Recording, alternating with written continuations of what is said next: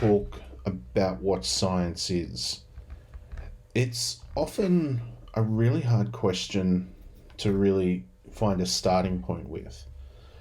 When you when you have students coming into high school, you say, "Well, what is science?" They'll often say, "Oh, it's doing experiments," or "It's doing this, it's finding out about things." And in some respects, it is. It's about finding out what goes on around us.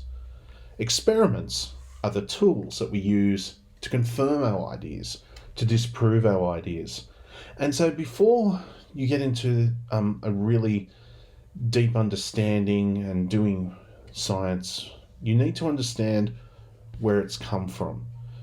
And so, in terms of the science extension course, we'll cover here just some philosophical arguments, and later on we'll look in another section, we'll look at this idea of developing inquiry questions.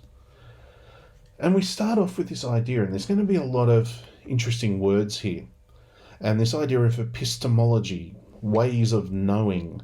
And we start off with a little bit of an example of navigation. And one of the things here, navigation is a really good context to understand how scientific thinking developed. And we're coming from a point of view here, probably from a European point of view, this idea of the modern Western or the Western scientific tradition does come out of the countries around and the empires around the Mediterranean there. And the Mediterranean is quite a large body of water, and people who started exploring that body of water, the very first thing they did was they stayed close to the shoreline. If you went out too far and you couldn't see the shore, then you were going to quite easily get lost.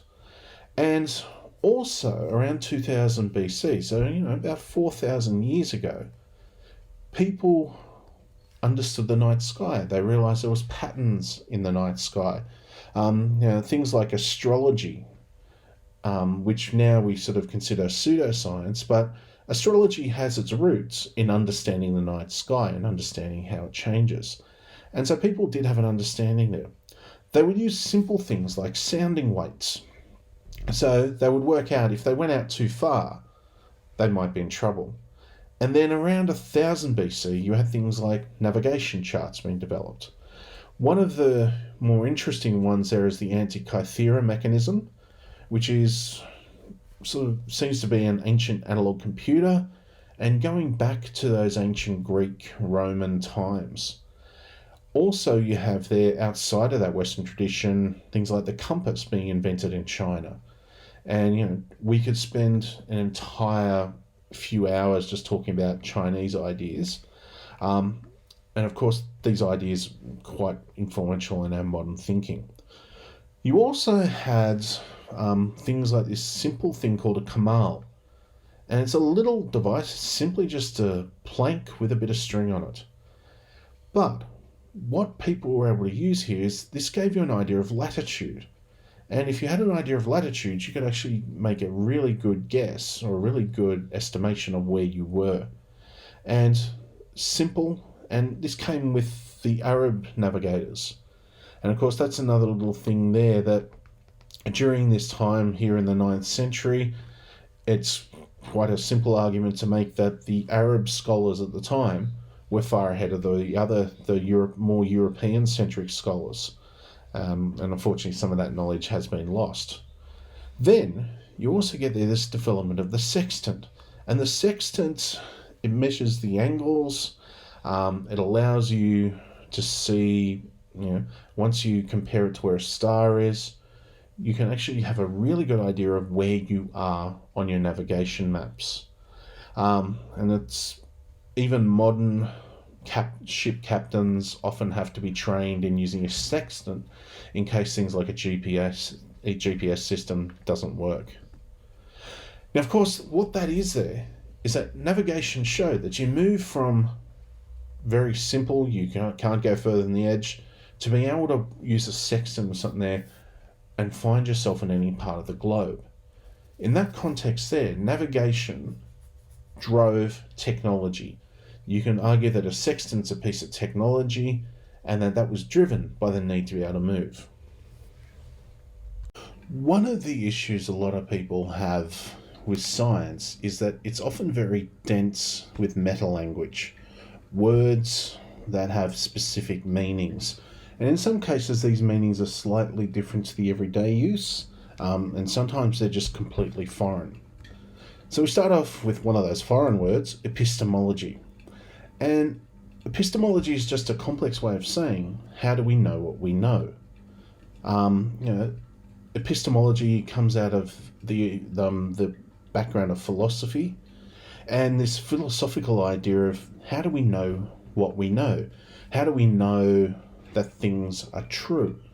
And so goes back, the Western tradition goes back to the ancient Greeks. Xenophanes came up with this idea of, truth has no man. For, even if you say what is true, how do you actually know it's true? And in some respects there, it's a skeptical discussion. It's this idea of saying, well, how do we know what we know? How do we know that what I experience, what I observe, is the same for someone else? And this idea that human interaction, does that influence how we know what we know? And so epistemology, how do we know what we know? Next one up is empiricism. And empiricism is related to epistemology in that it's an idea of that truth and knowledge comes from experience. And so at its simplest there, it's this idea that we know what we know from using our senses. And this is a later idea coming from some of the philosophers, John Locke, George Berkeley, David Hume, who came up with these early ideas. And this is sort of the dawn of modern science as well, based on the ancient ideas coming from Aristotle. And so it's this idea that we know things because we sense them, and those senses build up knowledge. And this is also related to this idea of parsimony, which is, related to this idea of Occam's razor. And this idea that when you have multiple explanations for something, the one that requires or less thinking, or the simplest idea, is usually correct. And the idea that the more assumptions you make, the more likely something isn't true. And while it has its background in the philosophy of science, it's also something that's used more generally. And in terms of the history of science, you could use the idea of the moving from the geocentric idea of the Earth being the center of the universe to the heliocentric idea where the sun was the center, knowing at the time that, the stars weren't thought to be individual things, they were just thought to be part of celestial spheres, and that some of the astronomers at the time would look at things like the wanderers, which we know as the planets now. So Mercury was a common one example of this, which would seemingly move in orbit with everything but then change direction. And to explain that, they came up with things like called epicycles, that planets like Mercury would move around in little dances around, little circular things within their greater orbit. It was adding complexity to the idea. And so often the more complex you make an idea, the less likely it is to be true, which is the basic tenet of parsimony.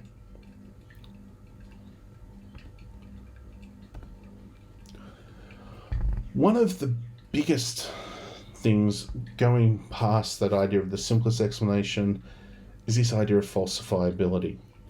And the modern scientific method, this is probably at the heart of everything that scientists do. And it's kind of a double negative thing in some way, in that for an idea to be scientific, it has to have the ability to be falsified. And so what you have there is, if you look at the idea of gravity, and if we just look at it on a small scale, we say that on Earth, gravity causes objects to fall. Now, that's a falsifiable thing, because you can do an experiment and you can drop 100 balls, you can drop 1,000,000 balls, you can drop 1 billion balls. The idea is that gravity is an attractive force that causes things near the surface of the Earth to fall to the ground. We can prove that wrong by having something do the opposite. In that respect there, an experiment can be falsifiable. This is the basic idea in science, because if something isn't falsifiable, if you can't prove it wrong, then it becomes almost a faith-based thing there. And so in that case there, it can't be scientific unless you can perform an experiment to falsify it.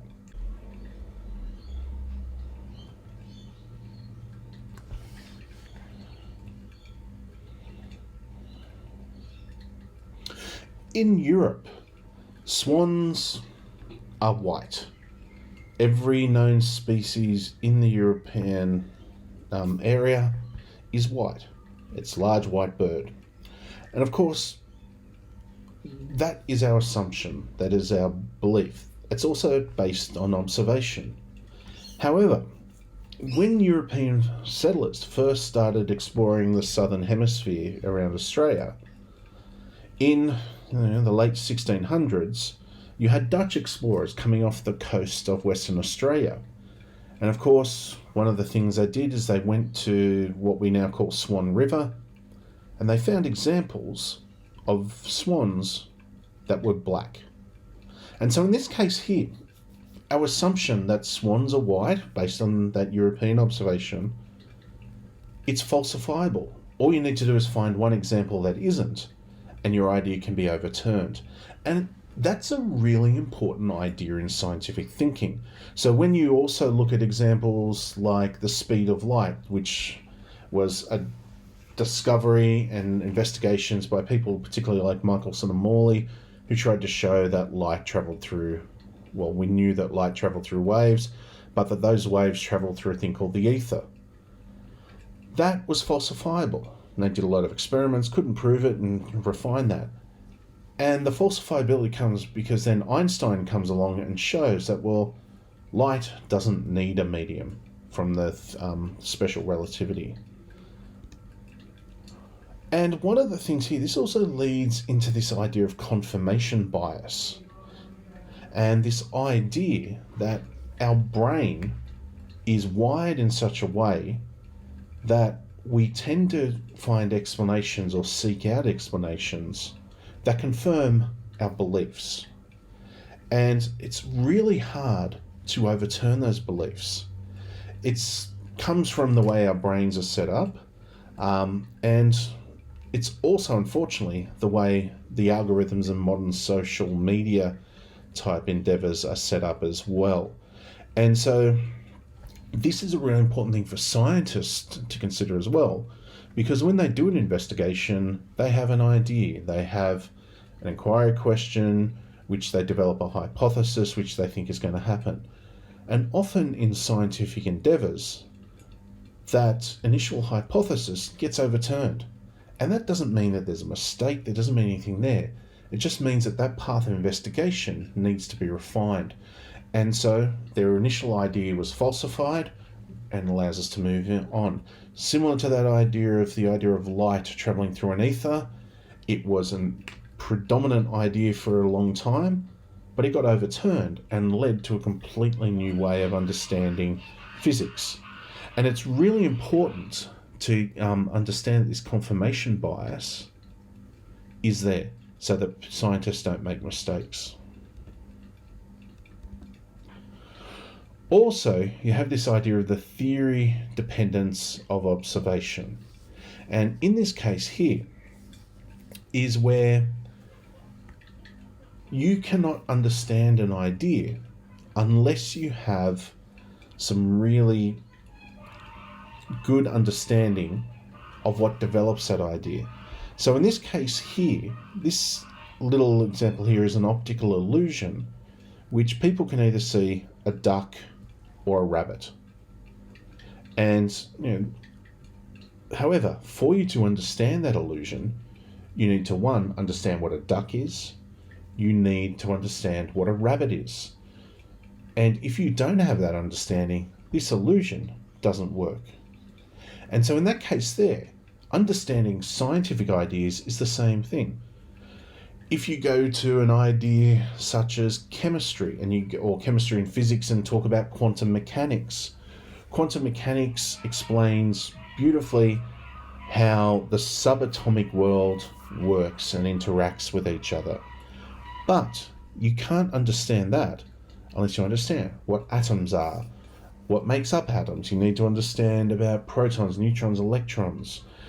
Without that base knowledge, you can't understand the more complex idea.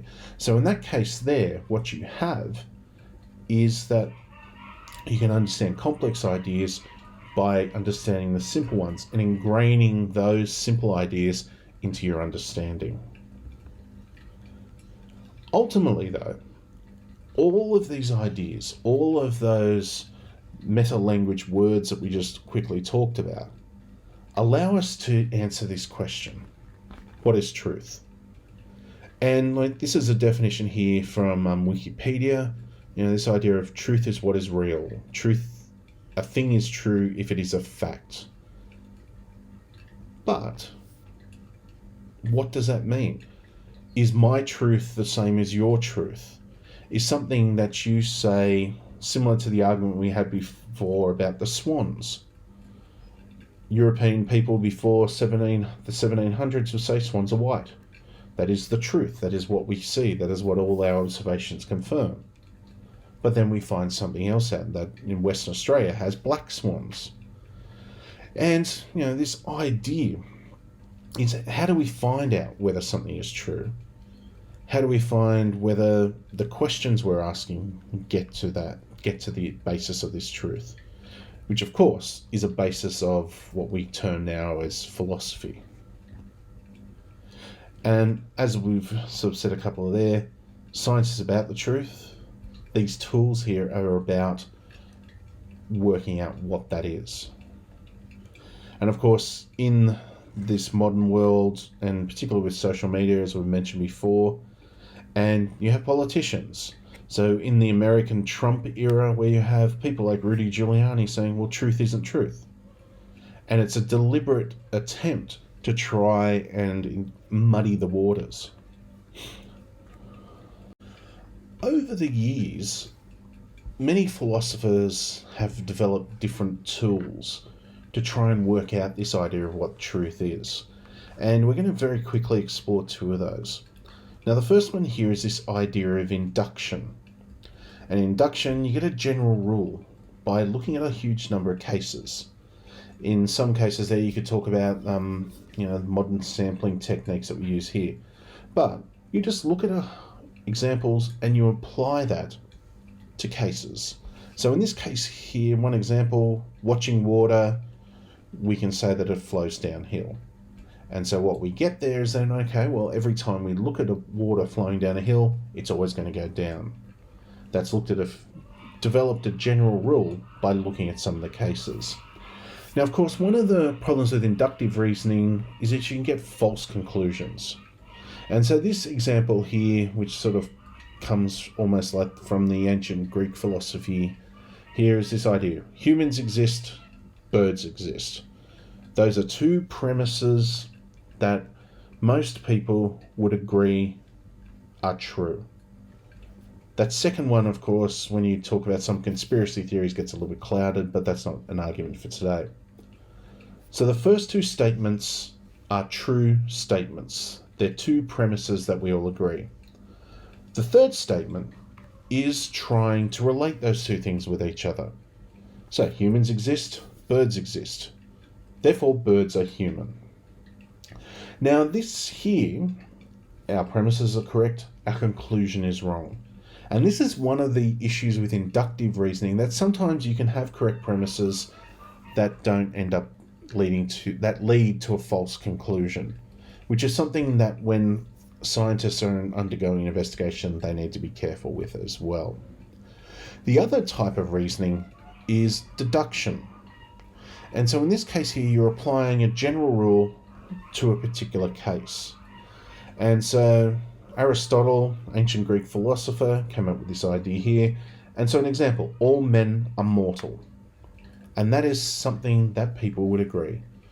Men, as in people, applying the general term, are mortal.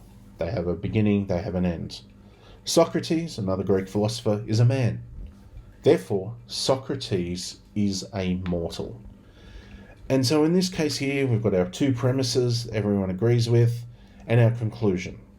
And in this case here, the conclusion is taken directly from those premises, and everyone would agree that that is correct.